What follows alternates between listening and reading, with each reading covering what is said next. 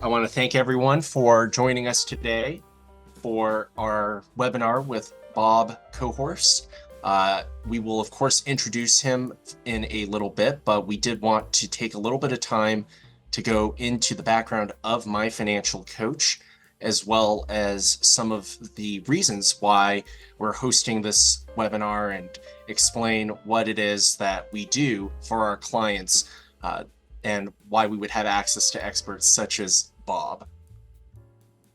So in terms of today's agenda, I wanted to first of all introduce myself and my financial coach, and then from there explain how we are able to make a difference in the lives of our clients via our technology, as well as the CFPs that we have on staff, followed of course by Bob's presentation, and then that Q&A. Once more, if anyone has any questions, please put them into the chat. You can either message me directly or the My Financial Coach if you wanted a more private question. And we will, of course, get to that towards the end of our conversation. So before we introduce Bob, I did want to share with you what My Financial Coach's mission is. We believe that when it comes to financial planning and financial services in general, there's a lot of information out there. I'm sure that many people here are curious, hey, how are we able to build wealth using real estate? And that's a really good question. One part is how much do you keep after taxes? Another is what you are trying to accomplish when it comes to that real estate. Are you trying to get good at buying and selling homes? Are you looking for passive income? Whatever the reason, depending on who you end up with, you may want them to build a team around you. It may involve a CPA in terms of tax mitigation. It may involve estate planning attorneys, should you want to pass that on as a legacy gift to your family. And you really want someone to put that team together for you and find the right people. And that's where my financial coach comes in, where we give all of our individual clients their own CFP who would act as their financial coach and find the appropriate financial professionals to help guide them through making some of these decisions. Now, our financial coaches, fortunately, have access to brilliant minds such as Bob, and we are able to, of course, recruit him in when it comes to our understanding of the real estate market. And he certainly can give us really great insight, similar to what you're able to get today in our presentation. How we do this, of course, is through our smart technology, where all of our financial coaches help our clients aggregate the data that they have on our platform, everything from their income to liabilities, as well as the assets that they've accumulated over time. Now, this is all important because it doesn't matter if you're able to get a bunch of income from your rental properties, if on the back end you're paying it at the highest income tax brackets possible because you're already earning a great salary. And so we help our clients think through this when selecting the most appropriate wealth building tools that they have available. Now, traditionally, if you're thinking about going and accumulating real estate, the first person you probably think about is a realtor, maybe then a mortgage broker. Okay, that's great. Potentially, you may want passive income, so you go more into the investment side of things. Well, what are you going to spend most of your time talking about? Well, whatever they're most comfortable with. So if you're going to a traditional investment advisor, they may help you shop out private real estate deals with LPs, GPs, etc. And you may only spend 15% on the tax mitigation or maybe the 1031 as part of that investment management process. For us, we would like to flip the script on its head. Let's get to understand you better and then bring in the appropriate people based off of what level of engagement you would like from your real estate investing. And so to help us think through, hey, what is an appropriate way for us to grow our wealth via real estate? It's my pleasure to introduce Bob Cohorse, and I wanted to give a little bit of background of him right now, but I think it is best to hear it straight from Bob's mouth. So Bob? Thanks, Empo, and thanks everyone for joining us today. It's my pleasure to help my financial coach and Bill McDonald, connect some real estate ideas with all of you. My background is I was a lawyer by training, practiced law for a few years, Spent about 7 years working at Public Storage, which is a large real estate syndicator and investment. I did basically investment banking for them.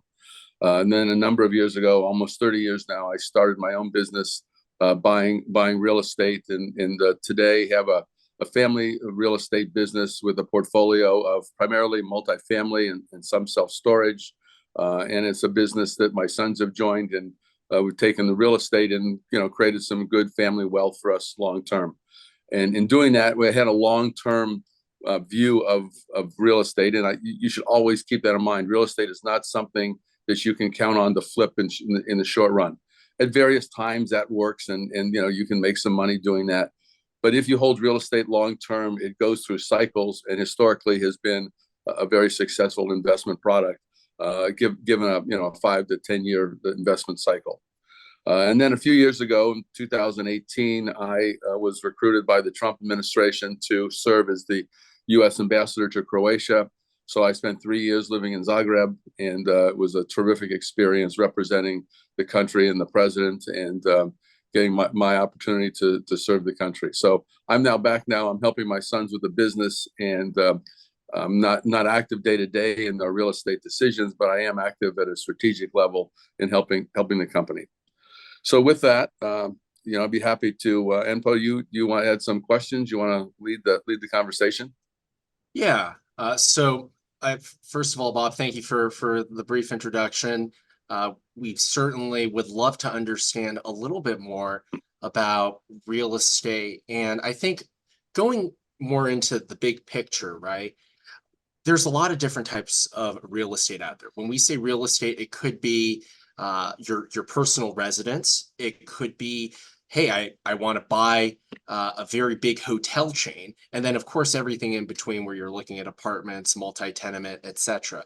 So could you just give us maybe a background into what real estate investment opportunities are out there that you're seeing, and what people have done to make their wealth, either as part of their own personal investments or as part of a large group that goes into these deals? You're exactly right that real estate is a generic title that everybody says, I want to invest in real estate. You don't invest in real estate. You invest in a specific type of asset. And I think when you consider whether or not you want to invest in real estate, you need to think hard about where you see the opportunities lie going forward. And there's multifamily, there's self-storage, there's hotels, there's office, there's industrial. They all have their pros and cons. My experience has been most success in multifamily and self-storage, but there's a lot of money made at various times in the office sector. Probably not today, but things go in cycles. Certainly retail has had its day. Industrial has been very successful. So when you think about you want to invest in real estate, think about what kind of real estate, narrow it down. You can't just say, I'm going to invest in anything somebody shows me. Think about which assets have the greatest opportunity, where you believe have the greatest upside, and focus your review on those asset types. And once you have an asset type you like, think about what your risk parameters are. You can be a developer. A developer has the greatest risk and also the greatest rewards. It takes a lot of time. It's not really a passive activity, but that's where a lot of real wealth has been created, is through the development cycle. If you don't want to be a developer, you acquire existing assets. You typically pay full value for those assets because there's lots of buyers, and sellers are smart enough to market their properties broadly. But you have a lot less risk. You have a cash flow that you can predict somewhat, and that has a real value. And then the middle ground is buying value-added properties. And there have been a lot of syndications and deals done in the last 5 years on value add. And I just caution you, value add creates real value when it works. Everybody who runs a financial projection shows that it works. You invest $10,000 per unit in an apartment in upgrades, and you get $300 more a month in rent. That works great on paper.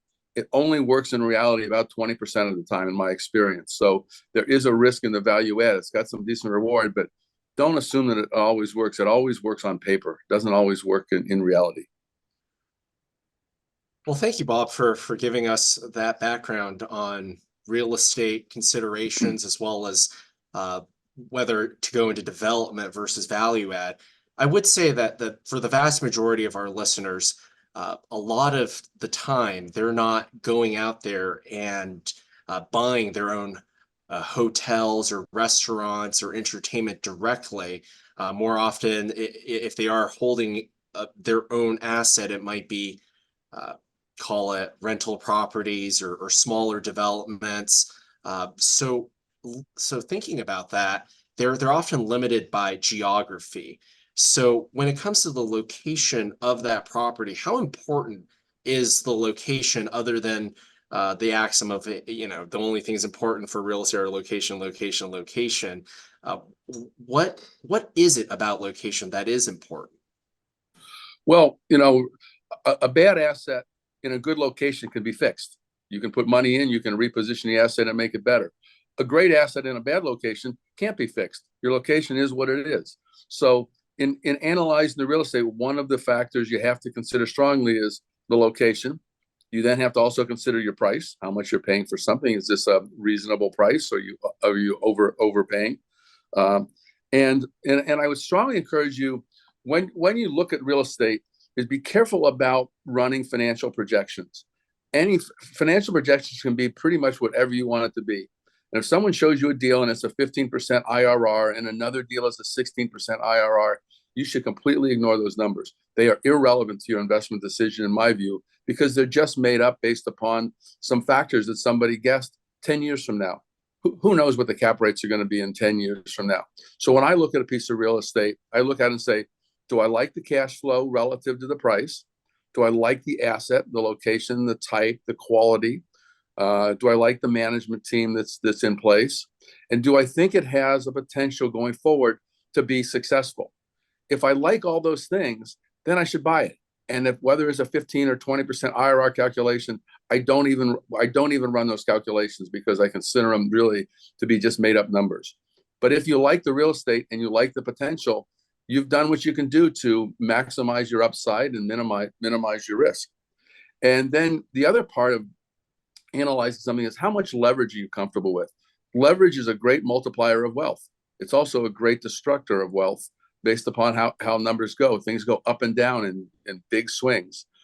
So there's nothing wrong with 80% debt, but you have to recognize that it doesn't take a much of a swing in operations of properties to turn you upside down on that debt.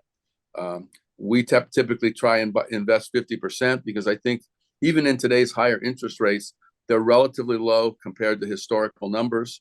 And if you try and time the market and always hit the bottom, you just never do business because you're always waiting for something to be more favorable. And today the 5% debt or 6% debt you get through institutional financing on multifamily, while it's almost double what it was 3 years ago, it's still livable. You got to pay a little less for the property, and sellers are somewhat reluctant to take a reduction in their price. But I think the market's coming around, and there will be some opportunities even in this marketplace to buy multifamily. So you got to consider the level of risk you want to take. And everybody says they're willing to take risk until something bad happens, and then all of a sudden they forgot about that risk side. They didn't realize they had real risk in the equation. And then finally, the last part when you invest is who are you investing with? If you do it yourself and invest the time and it takes away from other things you're doing in your life, that has the greatest upside potential because you're creating your own wealth without sharing it with others. Sharing with others may be okay because they've got an expertise you don't have, or they're willing to invest the time or the resources to manage the property well. And so having a professional manager, either directly or through a syndication, can be okay. But you have to consider carefully who are you doing business with, and how well they've done in the past, with a caveat that almost everything someone's done in the last 10 years has been successful. If you had bought an apartment building 10 years ago, it would be very hard for me to imagine how that didn't work out. And that's because values have increased dramatically over the last 10 years. Rents have increased and cap rates have fallen. And so a great track record in the last 10 years may or may not be indicative of a track record going forward. It's a good thing that people captured the opportunity, but don't be overly swayed by the fact that somebody's got a great track record in the last 10 years. So actually, that brings up a pretty good point, right? And I think that's what you're getting at. So when you say that there's this track record, you're talking about management and the quality of management, perhaps.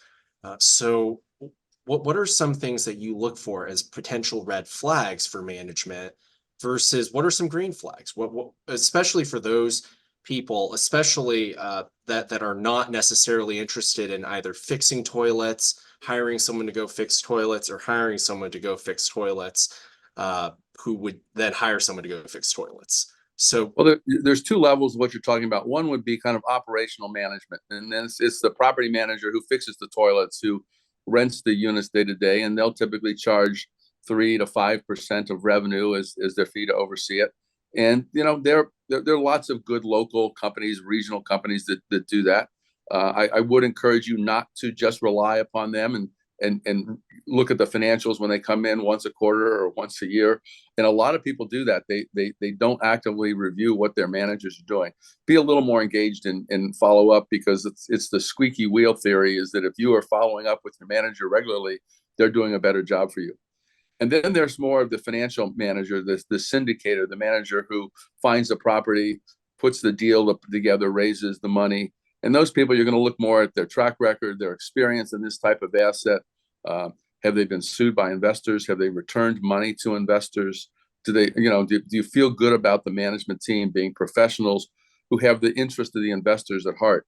And one of the things to look at very carefully is, what are the incentives for the manager? How do they get paid? They're going to get an acquisition fee, and they should, because they're spending time and effort to put together a program that investors can invest in. But they need to be paid appropriately. They need to share in the upside, because that incentivizes them to make the effort to manage this thing well, and then they can share a participation in the success of the asset. But make sure that success for the syndicator doesn't come out ahead of the return of capital or preferred return for the investor. And finally, you want to have the ability to remove the management if they're not doing a good job. And most partnerships have that provision. Other deal structures do not. So you really want to hold your managers' incentives and their feet to the fire to do a good job for you every day. absolutely. And I think you're kind of moving along, not just from, hey, this is my individual property, let me hire the right people, maybe more into if you were to start looking for that professional management. You bring up syndications. However, there are different ways to own real estate together with people outside of the syndication. So looking at maybe private versus public ownership and uh, the various different things that you like to see versus where you might have some hesitation. Could you maybe go into that a little bit? Sure. One thing, you've got to separate the concept of the deal structure, how the deal is put together, and the tax analysis, a 1031. Too often those get mixed together. 1031s are a great way to build wealth with pre-tax dollars. On the other hand, you got to remember that you're not getting forgiveness of the gain. You're getting a deferral of the gain. So when you look at the value of a 1031, it's the time value of the differential between the taxes you paid today and the taxes later. So if you've got a 5% return on your investment, you're really earning 5% a year for 10 years, and then you're going to have to pay the tax. And so you can't just look at a 1031 as a way to forgive tax. If you can do it enough until you die and your estate is below the maximum, you'll actually get some basis forgiveness. But that's a much different analysis than just your current deferral of taxes. So you want to look at those two things. And if you're investing directly, you can do public or private. As Enpo said, there are private deals, and private deals can be such as a private REIT, a DST. You hear a lot about DSTs, limited partnerships, LLCs. Those are all just wrappers around the real estate and how they're done. But they do have importance as to how the incentives for managers are realized. For example, in a DST, the manager, the syndicator who puts the deal together, can get a fee at the front end for putting the deal together. He can be the master lessor. They're typically the master lessor because under DSTs, the owners, you guys, cannot be involved in the management. You have to be completely passive. So you hire the general partner as a master tenant. He takes the revenue, pays the dividend out, and then keeps the difference. And then at the back end, the sponsor can only get a selling commission, cannot participate in the success of the property. So the incentive of managers in a DST are generally not particularly aligned with the investors. And, that's a red flag. You got to consider how much are you interested in tax deferral and like the asset versus um, the structure, the negatives of the structure that can be really important and be difficult. Keep in mind in a DST, you get no voting rights. You don't, once you put your money in, you're completely at the whim of the general partner. A good general partner will take care of his fiduciary responsibilities, and that won't be a problem. But if there's ever an issue down the road, you have to remember that you've completely turned over all of your rights to be involved in management. Same pretty much in 1031 tenant in common, you pretty much lose most of your voting rights. And so again, as long as you're willing to be a passive investor, a really passive investor, those are deal structures. But I would encourage you to think about paying the tax instead of a 1031. If you go into a DST or a 1031, you're typically going to pay 10 to 15 to maybe as much as 20% of your capital is going to go into syndication cost and fees for the sponsor. Well, that's not far off the amount of tax you're going to pay. And if you pay the tax, you then have the remaining cash that's free and available to you to invest in real estate without having that embedded gain that's going to come and hit you down the road.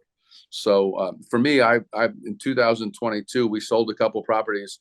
3 of them we did 1031 exchanges because we were big enough to do them ourselves.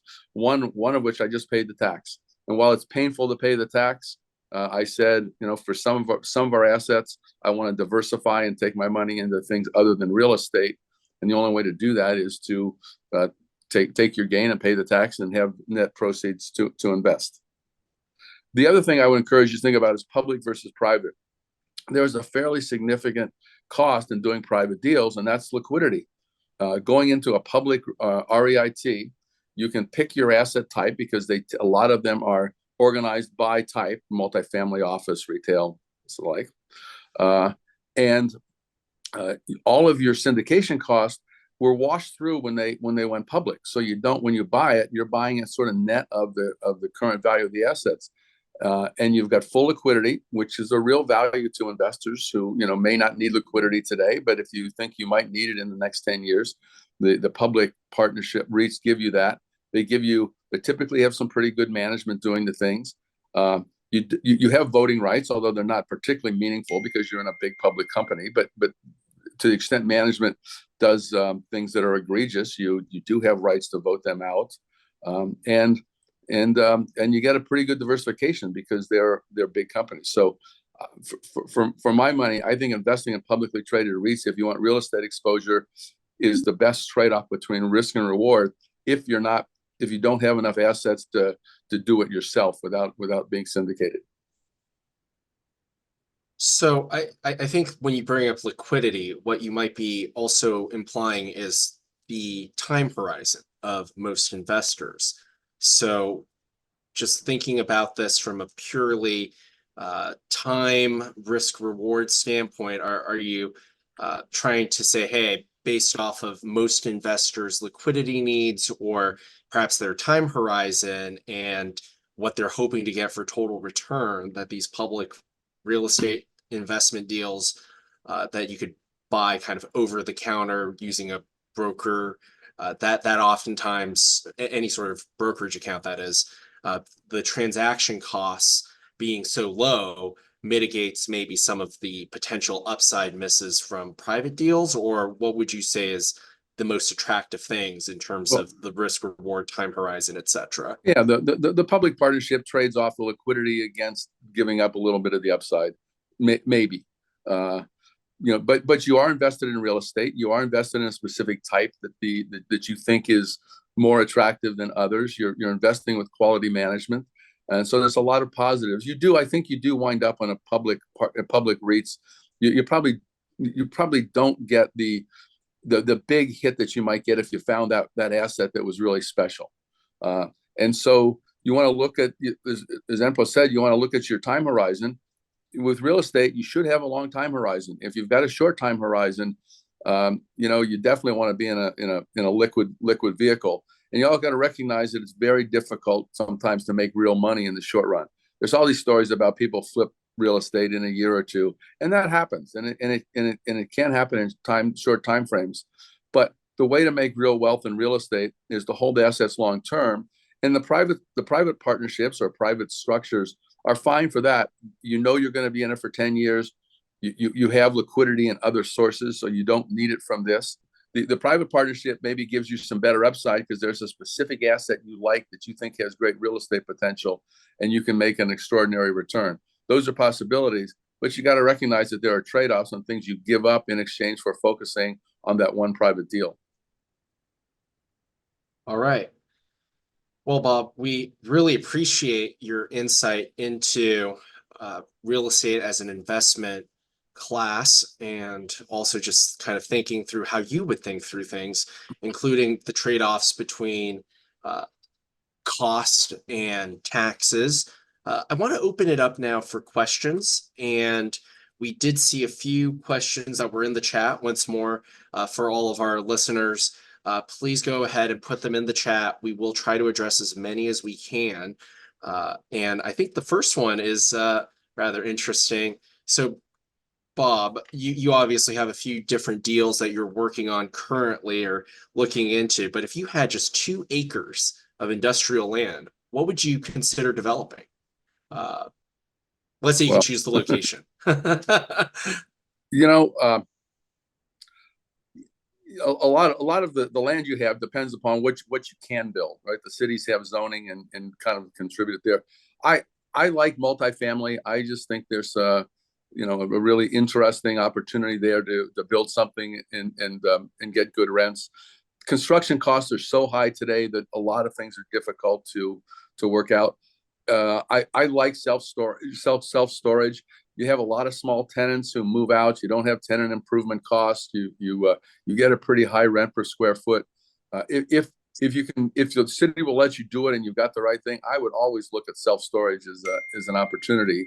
Uh, and then if you want something a little more high end that maybe gives you a little higher upside potential but not as much certainty, I like the multifamily world.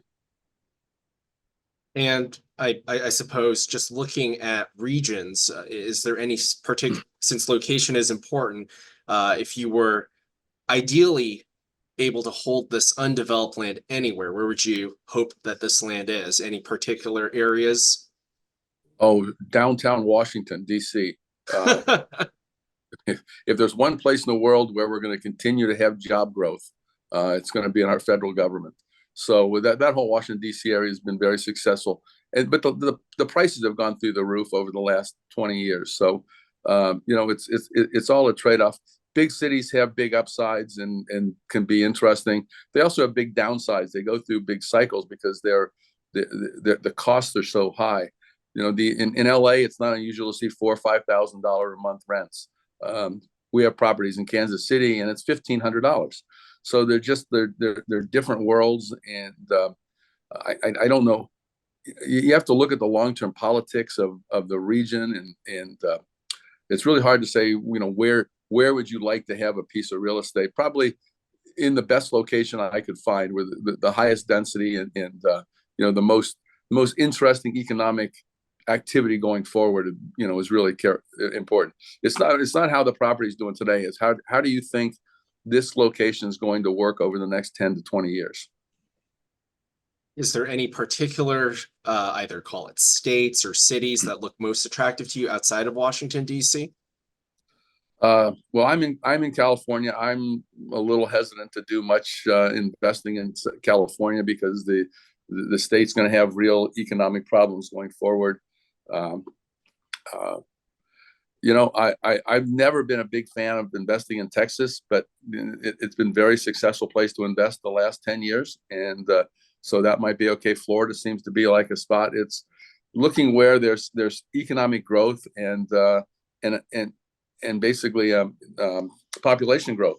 Especially if you're in the multifamily, it's all about jobs and people. If you have people have jobs and they keep moving in, there'll be increasing demand, and it's a good place to own real estate. So so what we're hearing right now is you like multifamily. It sounds as if their self-storage is pretty attractive to you.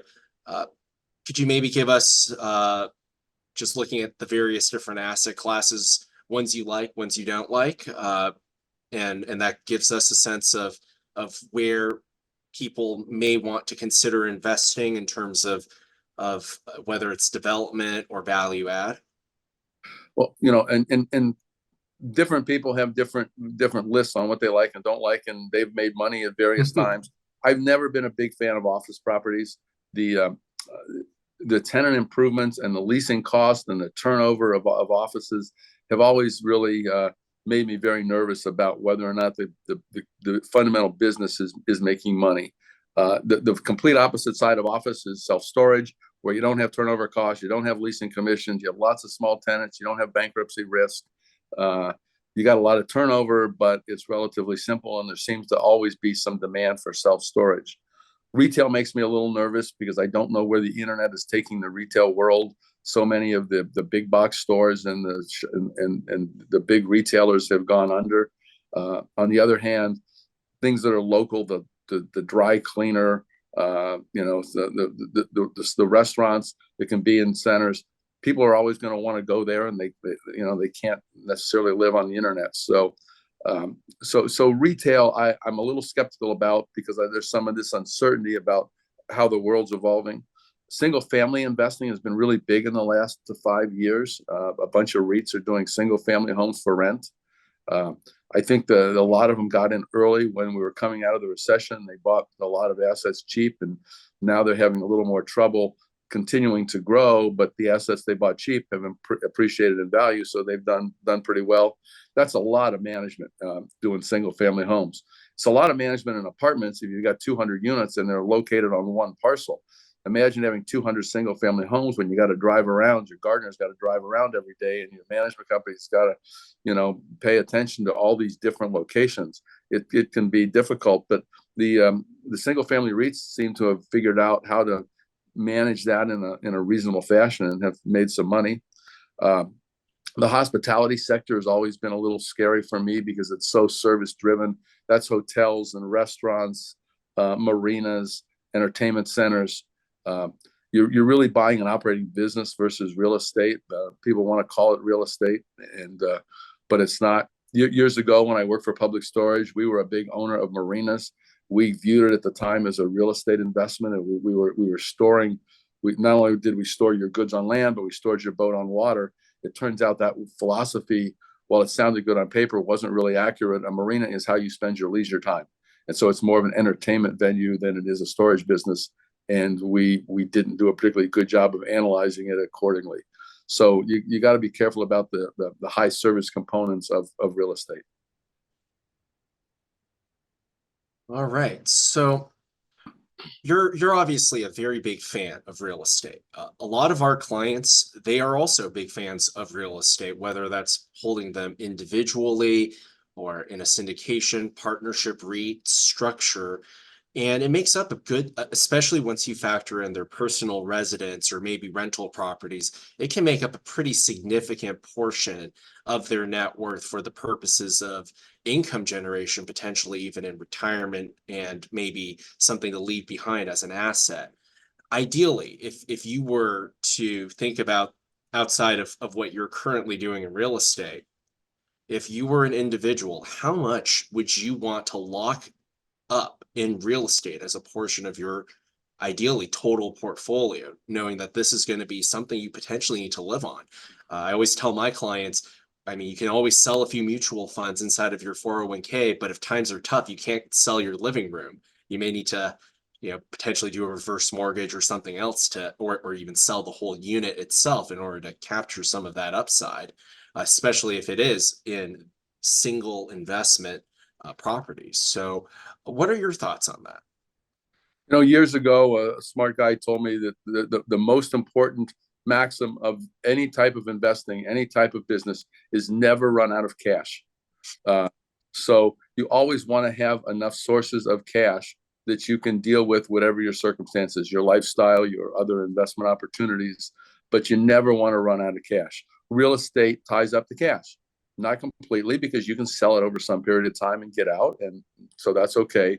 So the question is not so much on how much real estate is, how much on the non-real estate do you have that will generate enough cash along with a small amount or some portion of your real estate, how much other cash do you have that makes you comfortable that you can satisfy whatever your requirements are?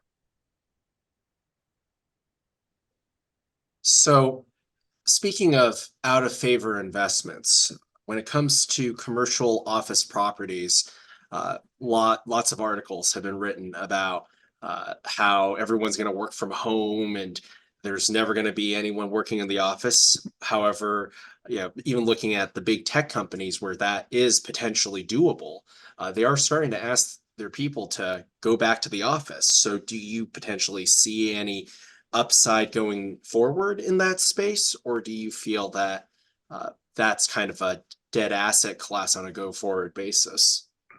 Well, real estate's cyclical, and nothing's ever a dead asset class. It's a little bit a function of what does it sell for, or what can you buy it for today. I irrespective of the work at home, I've always been skeptical of the economics of office properties. I think too often when properties are bought and sold, they do their yield calculations without really factoring in the true cost of ownership, which is your tenant improvements, your leasing commissions, your downtime when people leave, which are very significant in the office world. So, I, as a fundamental basis, I question that when people work at home and companies need less space, it doesn't take much to affect the economics, because all your profits in whatever business you're in are all driven by the last 20%, right? Everything's a fixed cost up until at some point, and then the marginal costs are relatively low. That's true with office buildings. It's true with multifamily. So a 5 or 10% swing in collection could mean a 50% swing in your bottom line.